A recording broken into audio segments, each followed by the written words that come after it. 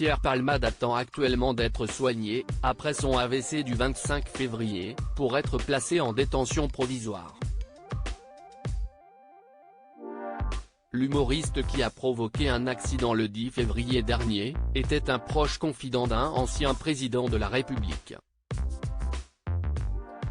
L'affaire Pierre Palmade fait la une des journaux depuis presque 3 semaines. L'ancien acolyte de Muriel Robin était sous l'emprise de la cocaïne lorsqu'il a provoqué un grave accident de la route, faisant 3 blessés graves. Parmi ces derniers figure un père de famille, qui souffre de multiples fractures, son fils, qui a été opéré à de nombreuses reprises, et Mila, la belle-sœur du conducteur, qui était enceinte au moment des faits, et qui a perdu son bébé depuis. Depuis le 27 février, l'humoriste de 54 ans est fixé sur son sort.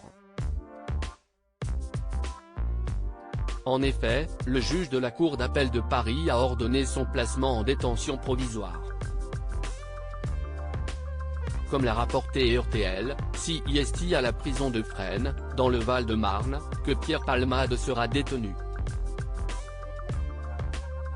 Alors que sa vie privée devient une affaire publique, notamment à travers son autobiographie intitulée « Dites à mon père que je suis célèbre », parue en 2019, certaines anecdotes enfouies refont surface.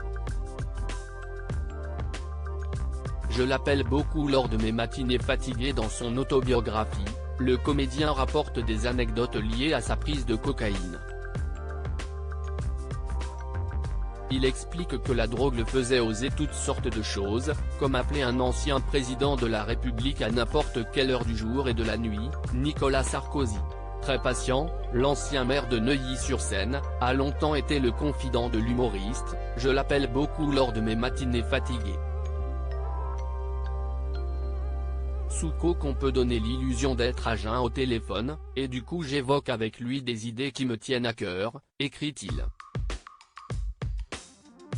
L'ex-femme de Sarkozy, Cécile Sarkozy, a même eu l'idée d'appeler Pierre Palmade pour aider son mari lors de ses apparitions en public.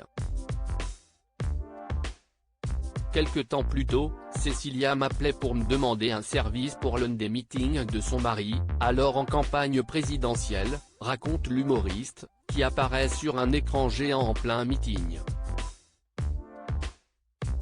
Alors que sa participation provoque des critiques, Pierre Palmade écrit à son ami qu'il ne peut plus se permettre de le soutenir officiellement. Pierre aime bien Nicolas, mais Palmade ne peut pas aimer Sarkozy, lui écrit-il. Voici la fin de cette amitié improbable.